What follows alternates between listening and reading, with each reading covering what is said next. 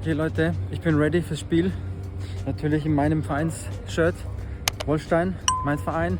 Ich werde versuchen, meine Farben so gut es geht in die Welt zu tragen.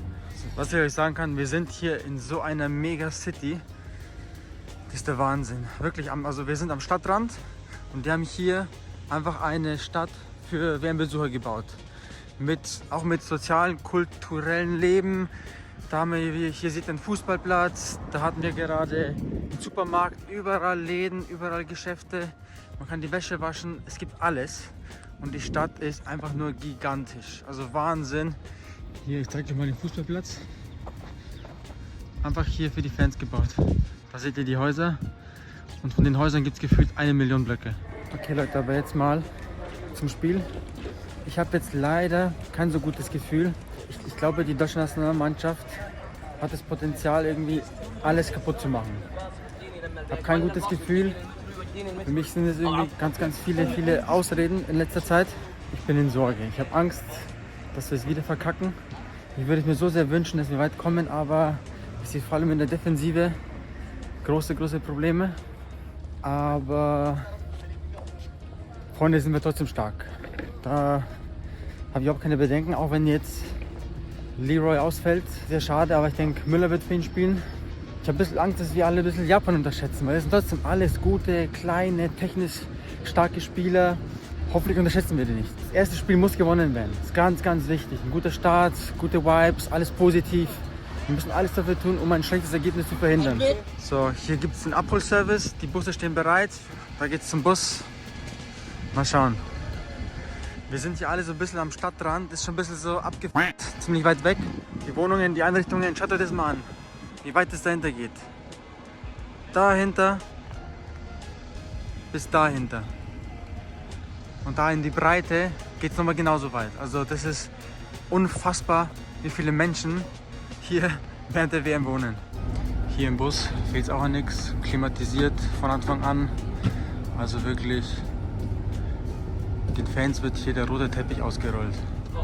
Der Bruder beschwert sich, keine Ahnung, ich glaube das ist ein Amerikaner.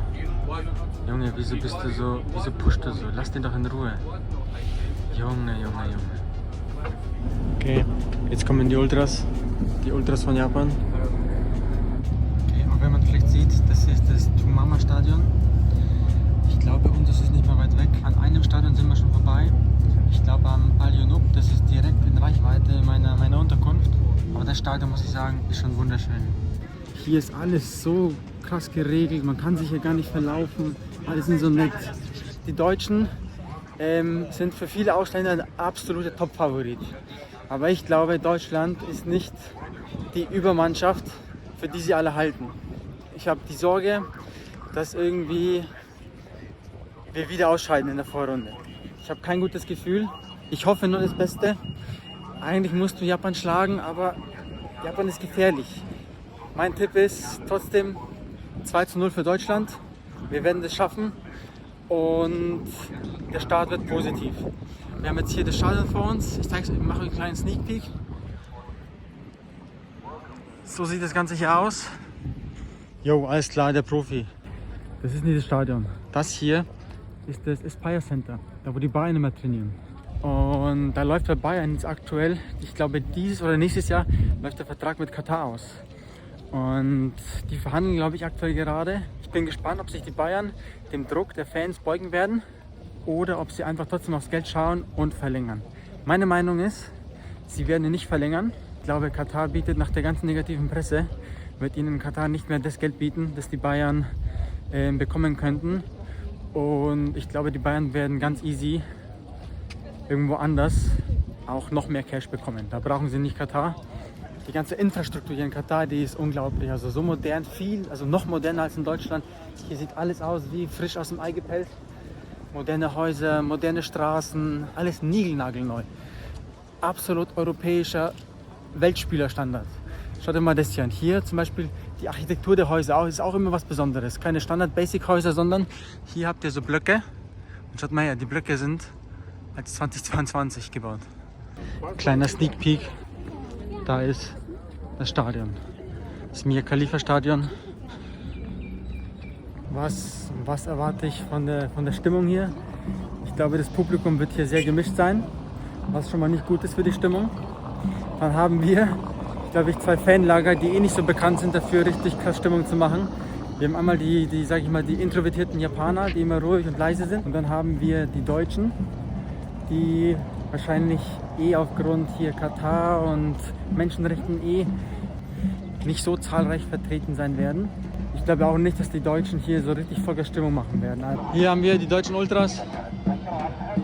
Can you tell me your prediction for today's game? I really want Germany to win. Okay. And it will be 2-1. 2-1 for Germany? Yes. Who's going to score? I want Havertz to score. Havertz, okay. And obviously Kroos. But he's not playing. Toni Kroos not playing? He's not nominated. Okay. Then I want Havertz and Musiala to win. Musiala, okay. That's a good boy. Was mir ein bisschen Sorge gemacht hat, war, mein Ticket war bis gerade eben nicht freigeschaltet, aber auch das ist hier alles perfekt organisiert. Das Ticket wird freigeschaltet, wenn du in die Nähe vom Ticketschalter kommst, vom Entrance. Das erkennt dann, deshalb musst du unbedingt Bluetooth anmachen. Wenn du Bluetooth anhast, dann erkennt er das und schaltet dein Ticket automatisch frei. Also wirklich auch hier wieder alles perfekt geplant. Man muss sich einfach keinen Kopf machen. Hier läuft alles. Wahnsinn.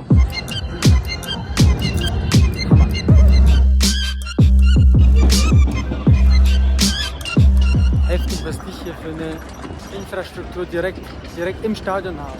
Überall Straßen, alles gepflastert, so modern.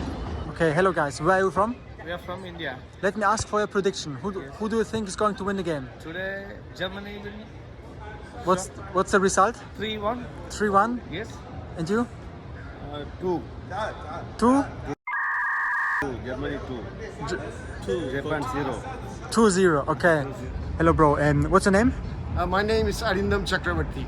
Where are you from? I'm from India. From India, nice. And what's your prediction for today's game?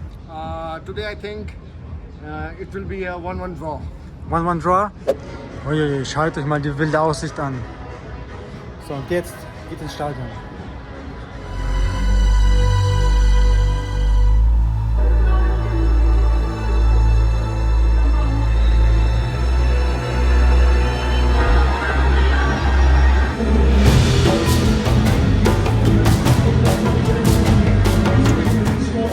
Ich weiß nicht, ob man mich hört, es ist sehr laut, aber ich bin im Stadion angekommen. Schon geil. Hammerstadion, schaut euch an.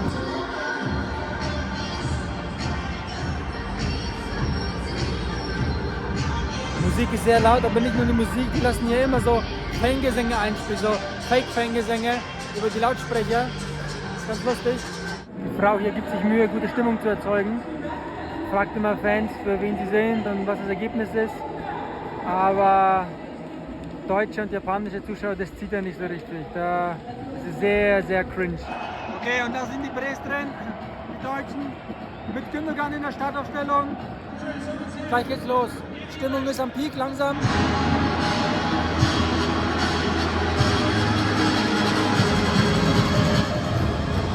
Jetzt kommen wir rein, die Deutschen, die Japaner.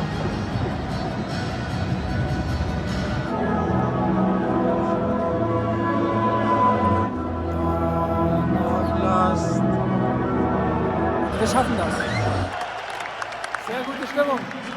Diese Hymne ist auch episch. Die japanische Hymne leckt mich am Arsch. Ich liebe sie.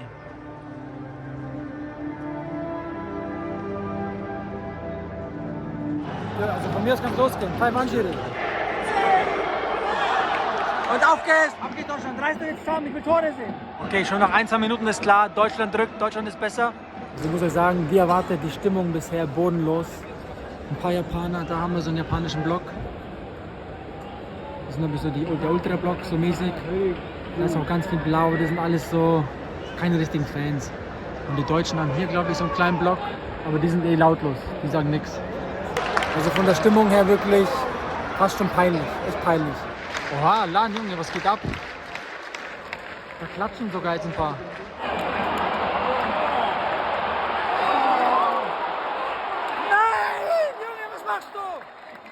Okay, unsere Fans melden sich zu Wort. Also nicht gut, gefällt mir nicht, was die Deutschen spielen. Bisschen Angst, mutlos. Schlotterbeck gerade eben auch mit dem riesen Klops.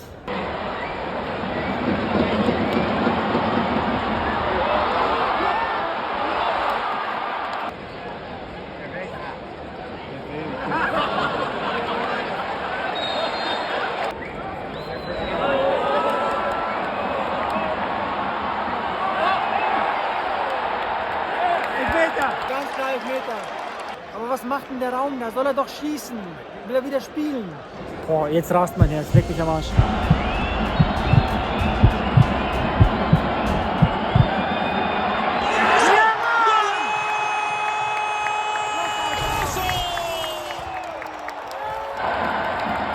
Und da sind wir, die Erfolgsfans. Die Fähnchen sind draußen. 1-0 für Deutschland, aber ich hasse es. Auch wenn Bayern in Führung geht, immer durch den Elfmeter. Ich will, dass die Deutschen bzw. die Bayern, die sind so stark, die sollen aus eigener Überzeugung die Tore schießen und nicht durch den Elfmeter. Aber egal, das Wichtigste ist, wir sind in Führung, 1-0, Start ist geglückt, weiter so. Viel zu verspielt, nein.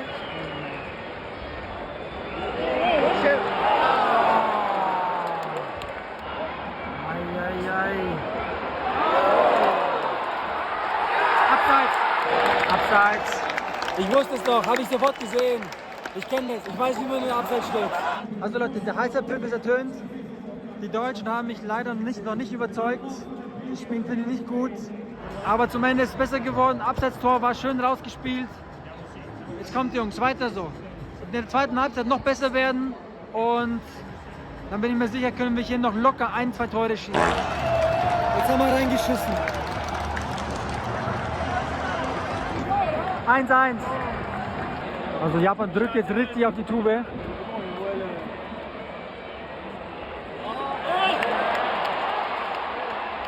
Jawohl, Süle, so sieht's aus.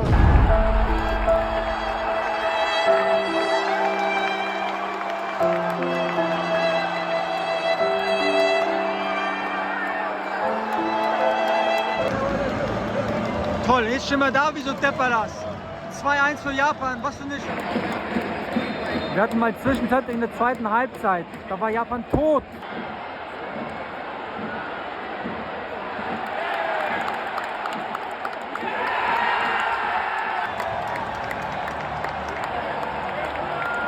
Was für eine Sensation. Japan gewinnt das Spiel 2-1.